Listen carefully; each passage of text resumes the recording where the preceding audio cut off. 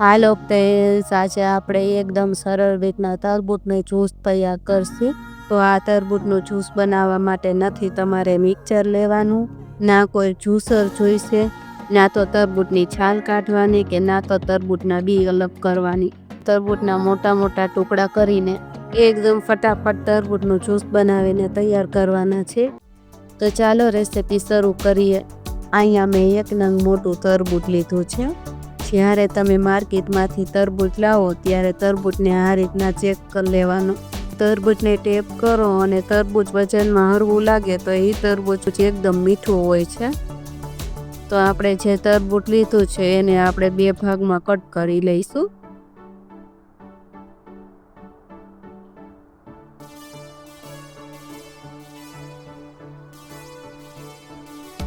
તો આ તરબૂચ તમે જોઈ શકો છો એકદમ લાલ અને કણીવાળું અને મીઠું છે. તો અડધું તરબૂચ આપણે સાઈડમાં રાખી દઈશું અને અડધા તરબૂચના આ રીતના ટુકડા કરી લઈશું.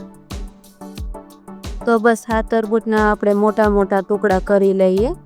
અહીંયા આપણે નથી તરબૂચની છાલ કાઢવાની કે નથી તરબૂચના બી કાઢવાના. એકદમ સિમ્પલ રીતના જ્યુસ કાઢીને તૈયાર કરશું. તો જ્યુસ બનાવવા માટે આપણે સૌથી પહેલાં એક મોટું વાસણ લઈશું. તેની ઉપર આપણે ઘઉં ચારવાનો ચાયણો રાખશું.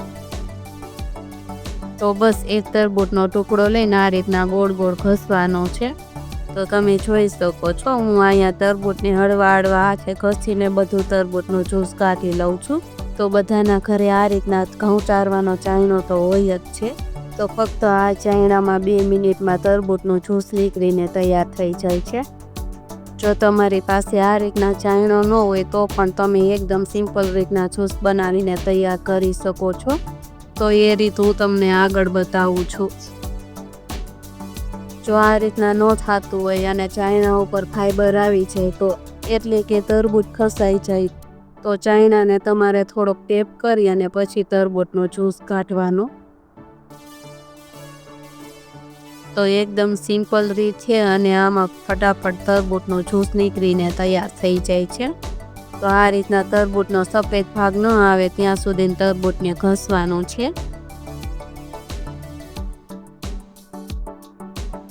જો તમારી પાસે ચાયણો નથી અને આ રીતના ખમણી છે તો આ રીતના સિમ્પલ છે. ખમણીમાં આ રીતના તરબૂચને ઘસી અને સફેદ ભાગ ન આવે ત્યાં સુધી આપણે તરબૂચને ઘસી લઈશું. તો આ ખમણીવાળી રીત તો એકદમ સહેલી છે. જો તમારી પાસે ચાયણો નથી તો ખમણીમાં તો તમે ઇઝીલી જ્યુસ કાઢી શકો છો.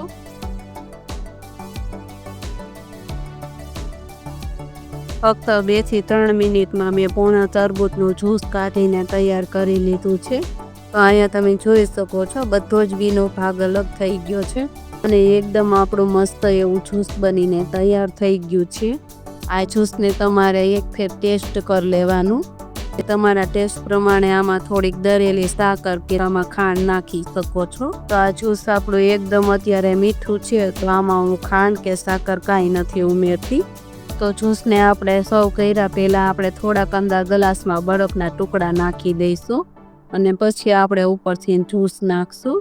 તો એકદમ ઠંડુ ઠંડુ ફ્રેશ તરબૂચનું જ્યુસ તૈયાર થઈ ગયું છે. તો આ રીતના તમને જ્યુસ બનાવવાની રીત કેવી લાગી મને કોમેન્ટમાં જરૂર કહેજો. જો રેસીપી સારી લાગી હોય તો વિડીયોને લાઈક કરજો અને વધારેમાં વધારે શેર કરજો અને ચેનલને સબસ્ક્રાઈબ કરીને બેલ આઇકનનું બટન દબાવી દેજો.